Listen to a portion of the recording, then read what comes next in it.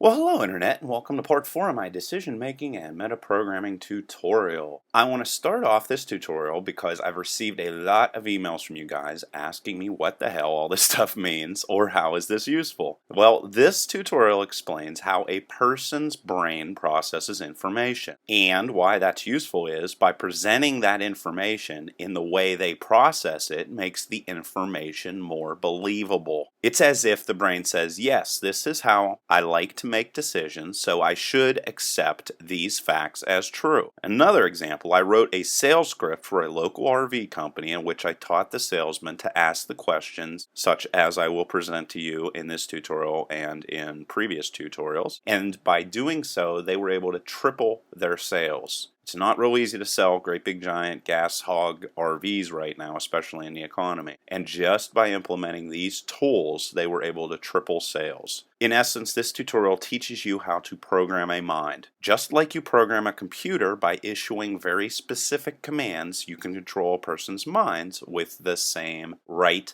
commands. So I hope that makes this more understandable. And not only does it increase sales, it increases managers' ability to get their workers to do things, it increases your ability to get people to understand and accept the different beliefs you have. It's all encompassing, and it's known as metaprogramming. So I'm going to continue in this tutorial now after I've explained what I'm doing on part 4 of the tutorial by going over exactly how my brain handles all these different things and explain the different other ways that people make decisions and then the questions you need to ask to find out how a person's brain works. In this tutorial we're going to specifically focus on how we decide to respond through communication and how we work with others. First, we're going to go over the recharging style. People are either extroverts, introverts, or balanced. I definitely am balanced in this personality style, again, because I work on it. I'm naturally an introvert. What that means, though, is that I get things done and I'm charged up by being alone instead of being with other people, and that it would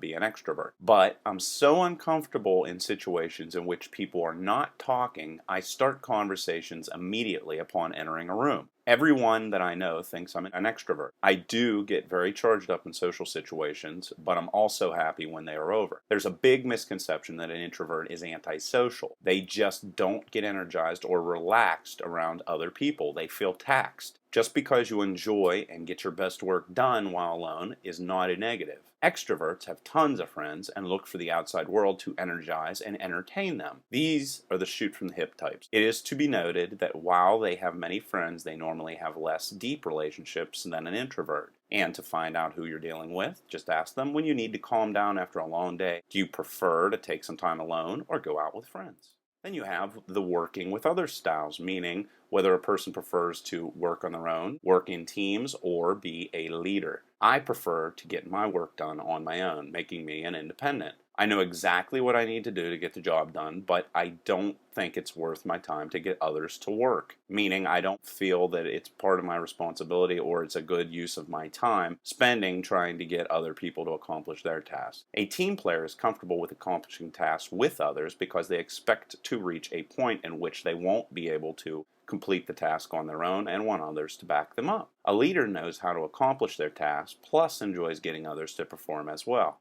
Now, I'm not saying that every manager out there fits this type. I am instead saying that the best leaders possess this quality. To find out what personality you're dealing with, ask, do you value approaching a task on your own or with a team? And can you motivate others to help you complete a task? The answers are self-evident. Now we'll go into how a person expresses themselves, being either a blamer, computer distractor, or leveler, or placater. Now you know I'm being honest about my results on this test. Not many people would say this, but I'm a distractor. In situations in which I'm on good behavior, I'm a leveler, which I'll explain in a minute. A distractor style constantly switches between all of the other styles. That's me. 1 minute I'm a computer that talks very carefully with little emotion. Then I'm a placater that tries to make everyone happy. And if pushed real hard, I can become a blamer and lash out. So a distractor style is all styles at once. The perfect style is that of the leveler. They are always on an even keel while being comfortable with their emotions, confident, but also able to disconnect from emotions when needed. In life, we all strive to be levelers, but few of us will ever get there. You can normally spot how someone expresses themselves after a short conversation. There are really no questions needed here.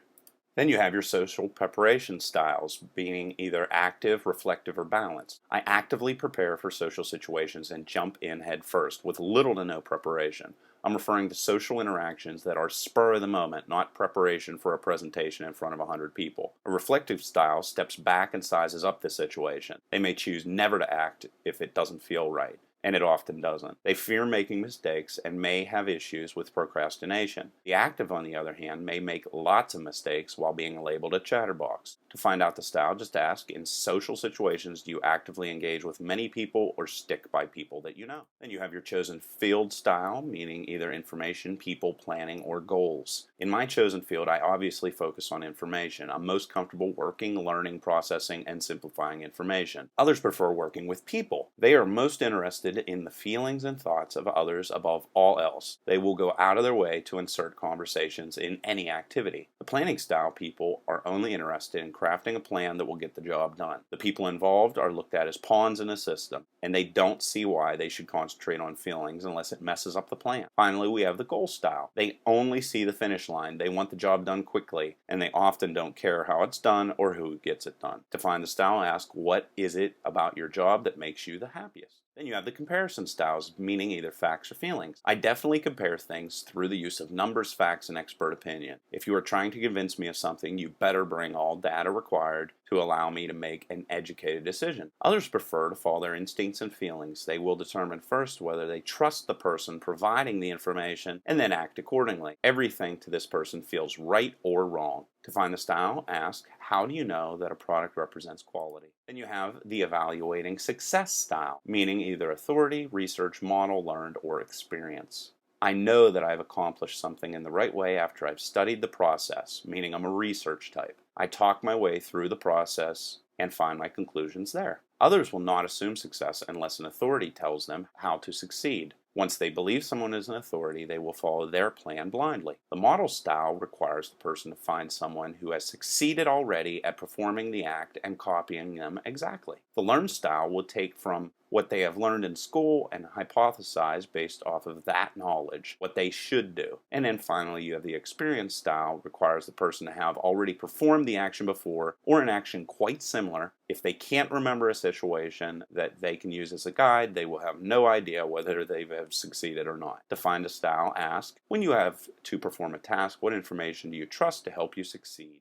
Then you have the closure style. I definitely need closure in any situation. I will not leave anything undone and love to complete tasks. Others have no problem leaving a task unfinished. They figure that they can come back to it later if something comes up. They more than likely prefer starting projects but don't enjoy making sure they're finished. To find the style, ask, do you prefer starting projects or finishing them? Then you have the impression styles, meaning either social or real. I'm more of a real style, meaning when I go out in public, I dress for comfort and not to be stylish. This is all about how you present yourself clothing-wise and so forth. Of course, that changes if I'm trying to impress someone, but in general, I'm not very flashy. Others think it's extremely important to always look their best and judge others greatly by how they look. These people often are more conservative and polite because they don't want to say the wrong thing. Both groups will label you if they don't think you follow that which they feel is the right way to dress or present yourself. To find the style, ask, do you value looking your best when going to the grocery store, or do you prefer to just be you? Then we come to how people act whenever aggression is pushed upon them, meaning they'll either compete, cooperate, or focus on results. When I'm faced with aggression from someone I'm trying to accomplish a task with, I push forward to finish the job. I know people have different ways of accomplishing a task, and as long as it gets done, I don't care how we get there. Others enjoy interjecting competition into every act to prove that their way is the right way. They are most interested in doing things their way and that others know it. Finally, you have those that just want to get along with everybody. They will cooperate with either other style as long as no feelings are hurt. In the final tutorial on decision making and metaprogramming, part 5, I will go over what we value and how we see ourselves. If you have any questions, leave them in the comment section below. Till next time.